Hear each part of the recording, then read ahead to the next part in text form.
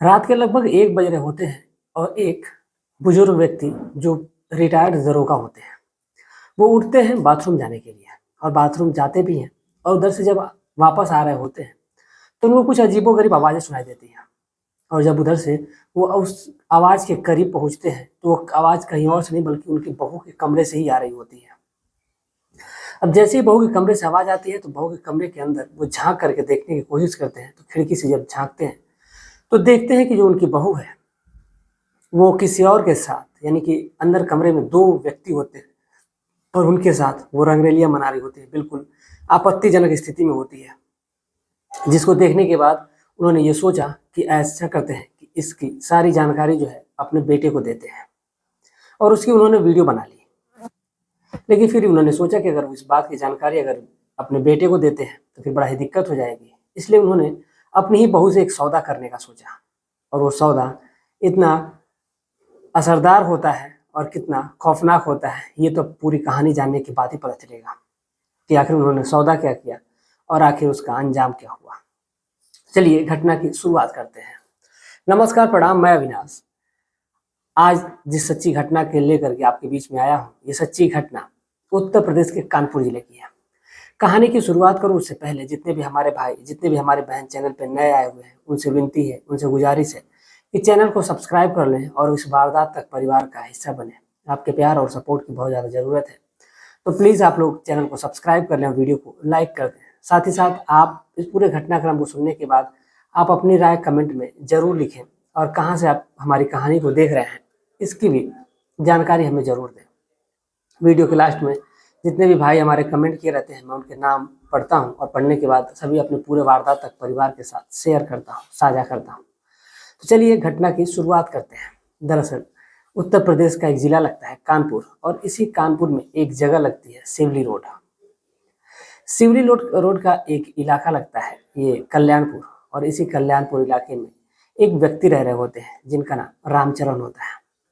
रामचरण अपनी पत्नी के साथ रह रहे होते हैं और बात कर रहा हूँ मैं अब से इस टाइम पे जो कहानी मैं सुना रहा हूँ, इस कहानी से तकरीबन 25 साल पहले की बात कर रहा हूँ। रामचरण जी यहीं पर इनकी पोस्टिंग होती है और पोस्टिंग होने के दौरान इन्होंने अपना वहीं पर घर बनाया और घर बनाकर वहीं पर रहने लगते हैं। इनकी कोई भी संतान नहीं थी और अब बहुत ज़्यादा इन्होंने दवाइयाँ ली, तमाम जगहों से दवाइयाँ की, लेकिन कहीं से उनको कहीं भी कोई सफलता हाथ नहीं लगती है और ये जो है वो थक हार करके निराश होकर के वो बैठ जाते हैं और उनको लगता है कि शायद उनके किस्मत में यही सब लिखा हुआ है। अब जैसे ही ये किस्मत की बात आती है तो फिर उन्होंने सोचा कि आखिर अब क्या किया जाए। उन्होंने बहुत सारे ऐसे बढ़िया-बढ़िया जो बड़े-बड़े डॉक्टर हैं, उन तक पहुँचे वो, उनका सहारा लिए।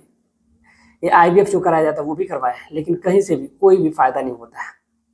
शायद उनके जीवन में संतान का सुख ही नहीं लिखा था। अब जब संतान सुख की बात आ गई है तो फिर एक ये प्रमोशन नहीं है, बल्कि मैं जब भी ऐसे प्रकार की कहानियाँ बताता हूँ, तो मुझे लगता है कि कुछ ऐसे जो ज़रूरतमंद लोग हैं, अगर उन तक ये एक मैसेज जाएगा, अगर एक मैसेज की वजह से अगर उन तक उनकी गोद अगर भर जाती है, एक पिता को का सुख मिल जाए एक व्यक्ति को, एक माँ को बाझिन का शब्द जो लग गया उसके सामने वो हट जाए, तो इससे बढ़िया और कुछ हो नहीं सकता और इससे बड़ा पुण्य का काम भी नहीं कोई हो सकता। इसलिए मैं हर वक़्त एक ही डॉक्टर का नाम लेता हूँ, डॉक्टर शैलेश सिंह का। वो हमारे बहुत अजीज़ एक तरह से कह लीजिए, है तो बहुत उम्र में बड़े हैं, लेकिन एक तरह से दोस्त की तरह रिएक्ट करते हैं हमेशा, जब भी मैं उनके पास जाता हूँ, जब भी उनसे मैं मिलता हूँ। और आप लोग जिनको भी ज़रूरत है, मैं उनके लिए नहीं कह रहा हूँ कि जो लोग आकर के फर्ज़ी देख कर के वीडियो कमेंट करते हैं और बस वो कमेंट करने के लिए ही आते हैं, मैं उनकी बात नहीं कर रहा हूँ। बल्कि बस उन डॉक्टर का बस वो लोग नंबर माँगेंगे जिनको ज़रूरत होगी और जिनको इस चीज़ का लग रहा होगा कि उनको संतान उनके जीवन में अब सुख नहीं लिखा हुआ है, तो वो लोग जाकर के वहाँ से दवा ले सकते हैं। मैं ये नहीं कर रहा हूँ, प्रमोशन नहीं कर रहा हूँ। हालाँकि इस चीज़ का मैंने रियलाइज़ खुद किया हुआ है क्योंकि मेरी बहन का इलाज वहीं से हुआ। मेरे जस्ट बगल के पड़ोसी हैं वो उन्होंने ये स्टाफ नर्स है वो और उनकी भी उन्होंने आईवीएफ 2-2 बार करवाया था, लेकिन उनकी 2 जुड़वा बच्चियाँ हुआ करती थी और शायद उनके जीवन में जुड़वा बच्चियाँ लिखा ही था। जब भी उन्होंने आईवीएफ भी कराया, तब भी उनकी जुड़वा बच्चियाँ ही हुई, लेकिन दोनों मर जाती थी। लेकिन इस बार जब उन्होंने उन डॉक्टर साहब से दवा ली, यानी कि शैलेश सिंह से जब दवा ली, तो फिर उनके आज 2-2 बच्चियाँ हैं और बड़ी भी हो चुकी हैं, बहुत अच्छी हैं। और मेरी बहन ने भी दवा कराई है वहीं से, तो उसकी भी एक बच्ची है, काफ़ी होनहार बच्ची है, कभी दिखाऊंगा वीडियो में। तो ये बस उन लोगों के लिए है कि जिन लोगों को लगता है कि अब उनके जीवन में ये संतान का सुख प्राप्त नहीं हो सकता, या फिर बहुत सारे ऐसे लोग हैं जो इस चीज़ से प्रताड़ित हैं, अलग अलग जगहों पर जाकर के दवा कर रहे हैं अपने औलाद के लिए। तो उन लोगों के लिए है, आप लोग कमेंट करिएगा नंबर के लिए, तो मैं आपको नंबर दे दूंगा। मैंने बहुत सारे लोगों को नंबर दे दिया है जो कमेंट किए हैं, ऐसी कहानियाँ जो जहाँ पे जब मैं पोस्ट करता हूँ, जब वो लोग मांगते हैं तो मैं उनको नंबर भी दे रहा हूँ।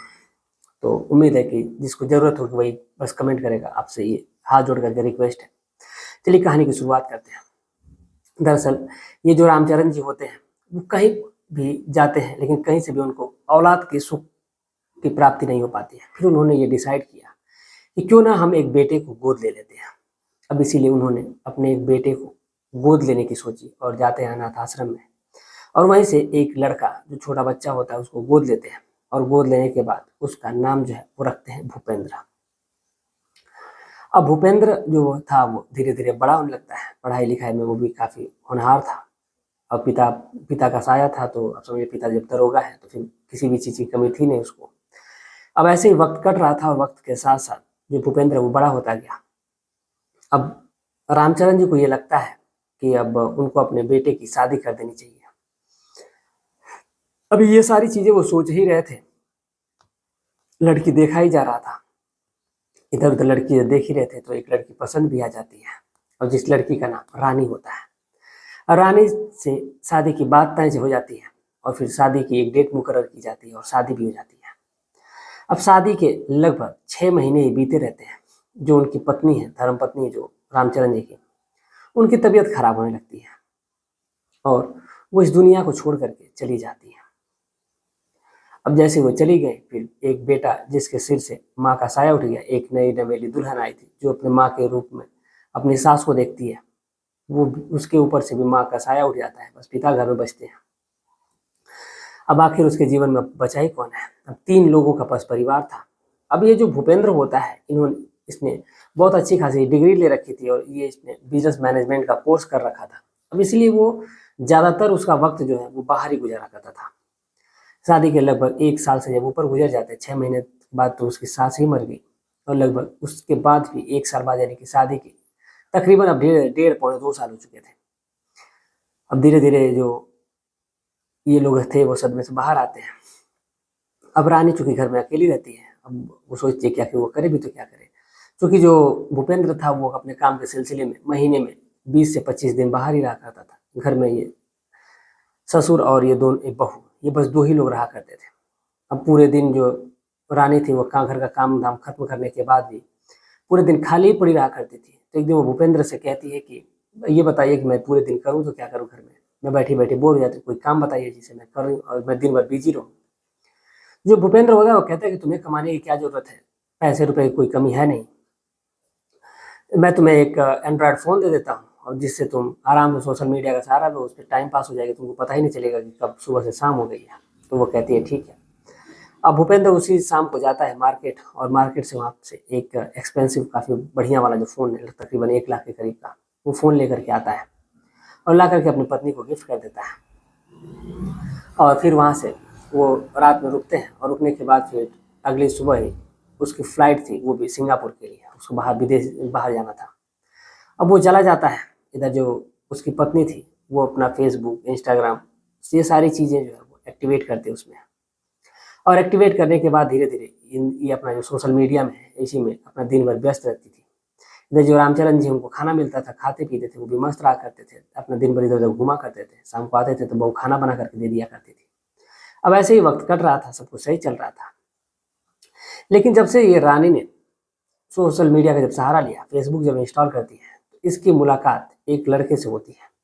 इस लड़के का नाम राजकुमार होता है। अब कुमार से जब इसकी मुलाकात होती है फेसबुक पे, तो जब देखती है उस फोटो को तो इसके चेहरे पे एक अजीब सी मुस्कान आती है, और देखने के बाद तुरंत उस आईडी पे ऐड फ्रेंड का ये ऑप्शन होता है, यानी कि फ्रेंड रिक्वेस्ट भेजने का, वो भेज देती है। और भेजने के बाद ही कुछ ही समय बाद जब उधर से जो ये कुमार नाम का लड़का होता है, जिसका नाम पूरा नाम राजकुमार है, मैं उसको कुमार नाम से इंडिकेट कर रहा हूँ, कुमार जैसे ही उसको देखता है तुरंत एक्सेप्ट कर लेता है और फिर इन दोनों के बीच में बातचीत का सिलसिला शुरू हो जाता है। दरअसल कुमार कोई अनजान लड़का नहीं होता है, बल्कि कुमार जो था वो रानी के बचपन का दोस्त होता है। ये दोनों बचपन में साथ ही पढ़े थे, धीरे धीरे पले बढ़े थे और फिर इन्होंने इंटर तक की पढ़ाई एक ही साथ की थी। फिर उसके बाद दोनों अलग हो जाते हैं। कुमार अपने काम से बाहर चला जाता है और फिर ये रानी की शादी धीरे धीरे हो जाती है, फिर दोनों अलग हो जाते हैं। अब ऐसे ही ये सिलसिला चलता है, सब कुछ बढ़िया चल रहा था और फिर इन दोनों के बीच में बातचीत का सिलसिला शुरू होता है। और बातचीत का जो सिलसिला वो नॉर्मल ही रहता है, बल्कि जो एक पति पत्नी की तरह जो रिश्ते होते हैं, जो उनमें बॉन्डिंग हो जाती है, जैसे बातचीत होने लगती है, उस प्रकार का रिश्ता बनने लगता है।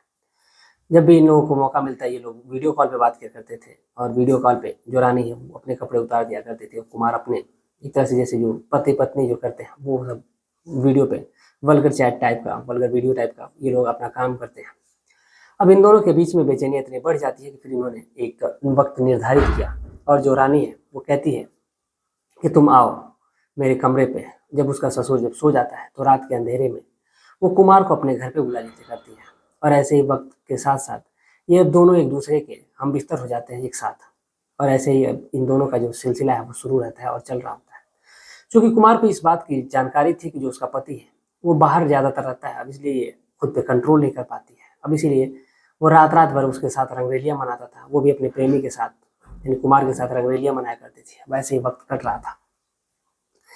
लेकिन जो इधर रामचरण जी थे, रामचरण के घर पे भी एक और लड़का आया करता था जिसका नाम सत्येंद्र होता है।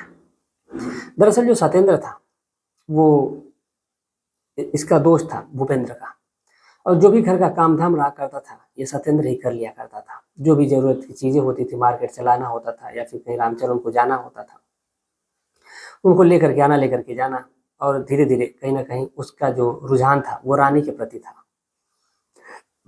अब रानी से वो खुल करके अपने दिल की बात कह नहीं पाता था, लेकिन कहते हैं इसका ऑलमोस्ट छुपाए नहीं छुपते हैं। अब पता नहीं कैसे उसको रानी और भूपेंद्र ये राजकुमार के बारे में, अफेयर के बारे में उसको धीरे धीरे भनक लगने लगती है।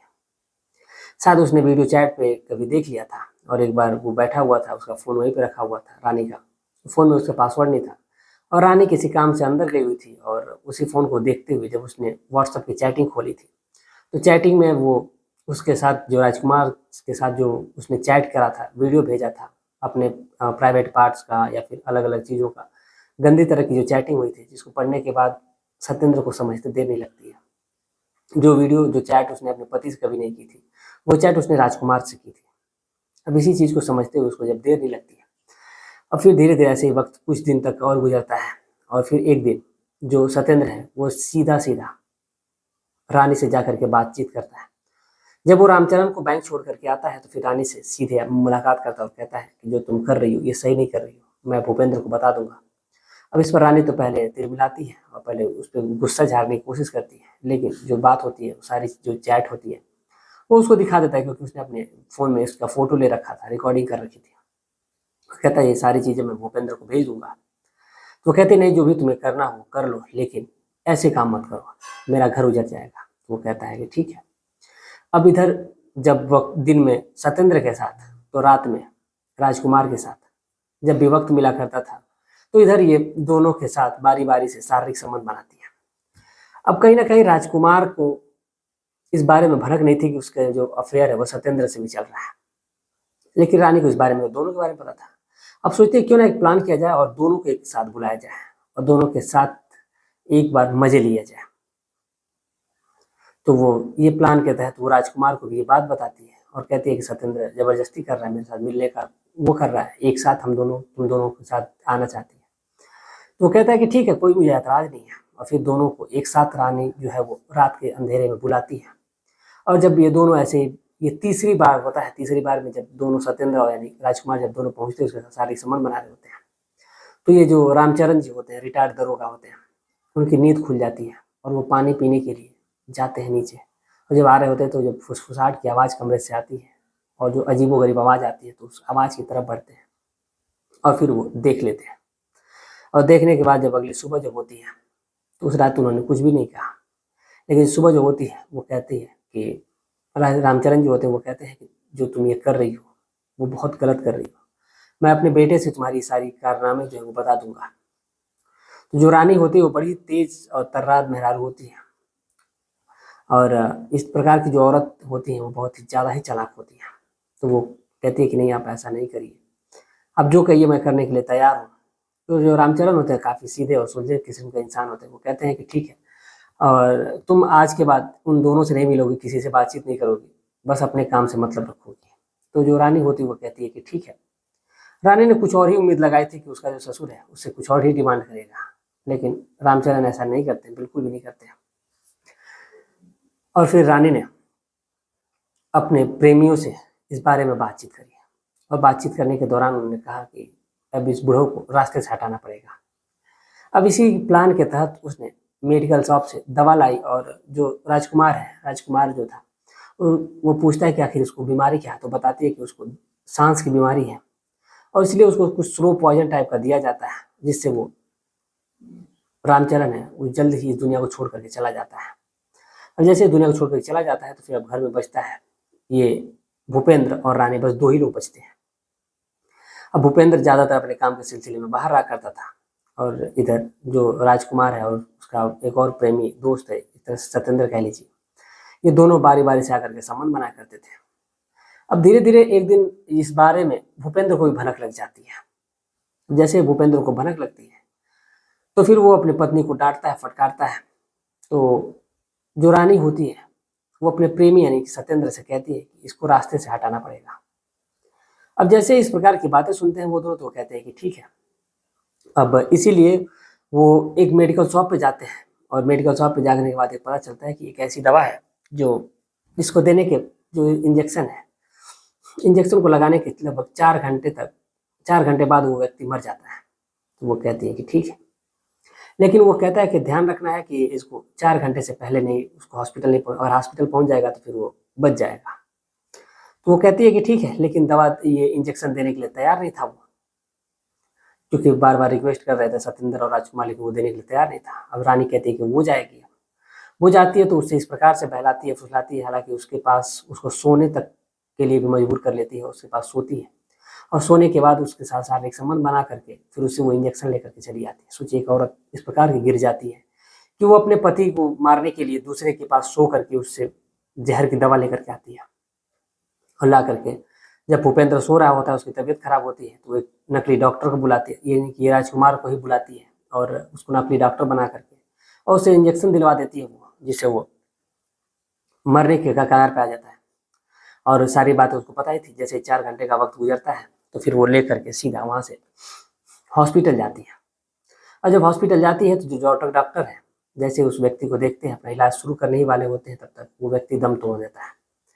अब जैसे ही दम तोड़ देता है तो फिर अब आगे क्या, अब सोचते हैं कि ये लोग, कि अब क्या किया जाएगा, अब तो ये मर चुका है। तो डॉक्टर, अब उसको घर ले जाने की बात आती है, लेकिन पता नहीं क्यों ऐसा होता है कि डॉक्टर को थोड़ा सा शक होता है, क्योंकि जब वो मरा था तो उसके मुंह से थोड़ा सा झाग टाइप का निकला हुआ था। तो उसको लगता है कि ऐसा तो नहीं है कि कहीं पॉइजन इसको दिया गया था। फिर वो अपनी एक जांच करता है, ब्लड निकालता है, और पता नहीं क्या उसने ऐसे जांच करी, फिर उसको संदेह हो गया। और वो रानी वहीं बैठी हुई थी, और जो सत्येंद्र था वो भी वहाँ बैठा हुआ था। तो फिर तुरंत उसने पुलिस को इन्फॉर्म कर दिया, डॉक्टर ने, और वहाँ पे मौके पर पुलिस आती है, और ये मामला कहीं ना कहीं अब संगीन हो गया था। तो जो रानी से पूछताछ होती है कि आखिर ये कौन है, तो वो बताती है मेरा पति है। तो कहते हैं पुलिस कहते हैं कि फिर इसका पोस्टमार्टम करना होगा, हमें थोड़ा सा शक है। तो वो कहते हैं कि नहीं, पोस्टमार्टम क्या जरूरत है, मैं घर में अकेली हूँ, तो फिर मुझे आप जल्द से छोड़ देंगे तो फिर सही रहेगा। मैं इसका अगर ये चले गए हैं तो फिर सभी रिश्तेदार उनके आ ही रहे हैं, सभी लोगों को पता ही है, दाह संस्कार करना है। और जब इस प्रकार की बातें करती है तो फिर पुलिस को और भी शक होता है, और पुलिस ने उसकी बॉडी का पोस्टमार्टम करवा दिया। और पोस्टमार्टम में करवाया तो फिर पता चला कि इसको तो जहर दिया गया है। और जब जहर की बात आती है तो फिर पुलिस को कहीं ना कहीं सीधा सीधा रानी पे ही शक जाता है, और पुलिस रानी से पूछताछ करते हैं, लेकिन रानी पहले से शातिर खिलाड़ी होती है। वो कहती है कि तो मेरी दुनिया उजड़ गई और आप मुझे इल्जामित कर रहे हैं। अब इसीलिए उसने सत्येंद्र को उठाया और फिर अलग अलग तरीकों से जांच पड़ताल शुरू की, और जांच पड़ताल में ये साफ हो जाता है कि इसको रानी से कोई लेना देना नहीं है। लेकिन जब कॉल डिटेल निकाली जाती है तो कॉल डिटेल में सबसे ज़्यादा राजकुमार और सत्येंद्र से इसकी बातचीत हुई है, और लोकेशन भी दिखा रही है कि कभी हमें ज़्यादातर उसके घर ही पे रही है। अब इसीलिए जो सत्येंद्र था और राजकुमार, इन दोनों को पुलिस उठाती है और उठा करके इसे तबीयत से पूछताछ करना शुरू करती है। फिर ये दोनों उस सच्चाई को कबूल लेते हैं और कबूलने के बाद जो भी गुनाह होता है उसको मान लेते हैं। फिर पुलिस ने रानी को, सत्येंद्र को और राजकुमार को, इन तीनों को पुलिस अरेस्ट करती है और अरेस्ट करने के बाद से इनको जेल की सलाखों के पीछे डाल दिया जाता है। धारा 302, 420 और तमाम और भी धाराएं लगाई जाती हैं आईपीसी की। लगाने के बाद इसको जेल की सलाखों के पीछे डाल दिया जाता है। और ये एक औरत जो अपनी हवस को बुझाने के लिए एक अपनी हंसती खेलती ज़िंदगी को बर्बाद कर दिया, उसने अपने परिवार को ही उजाड़ दिया। उसने अपने ससुर की जान ली और अपने पति की जान ली। फिर जो बचा हुआ सब कुछ, धन संपत्ति, रुतबा, सब अपनी हवस के आग में झोंक देती है वो। और राजकुमार और सत्येंद्र, इन दोनों के भी जीवन जो है वो बर्बाद ही हो जाता है। तो फिलहाल ये पूरे जो लोग हैं वो इस दुनिया को छोड़ करके चले जाते हैं और जो सभी लोग हैं, एक हवस की आग में पूरा परिवार जो है वो जल जाता है। अब चलिए आ गया है वक्त जो है वो कमेंट का। तो इस पूरे घटनाक्रम को सुनाने का उद्देश्य हमारा किसी के दिल दुखाना नहीं है, किसी की भावनाओं को ठेस पहुंचाना बिल्कुल भी नहीं, बल्कि आपको जागरूक करना, आपको सचेत करना है कि आप जहाँ भी रहें स्वस्थ रहें, सुरक्षित रहें। चलिए आते हैं वक्त कमेंट का, तो कमेंट पढ़ लेते हैं। एक स्मार्ट बॉय करके, क्रॉप्टी गर्ल करके एक आईडी है इनकी। आप तमाम लोगों का तहे दिल से शुक्रिया। डॉक्टर AK अग्निहोत्री जी हैं प्रयागराज से। अभी मैं जल्दी प्रयागराज गया था, मैं आपके कमेंट का ध्यान नहीं दिया और आपका कॉन्टैक्ट नंबर नहीं था, वरना मैं आपसे जरूर आकर के मिला होता। तहे दिल से शुक्रिया आपका कि आप कमेंट करते हैं।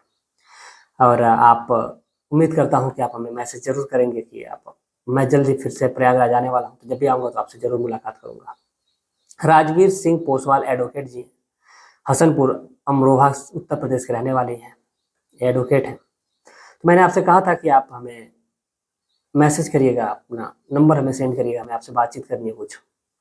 तो आपने अभी तक वो किया नहीं है, तो आपसे विनती है कि आप जरूर करें।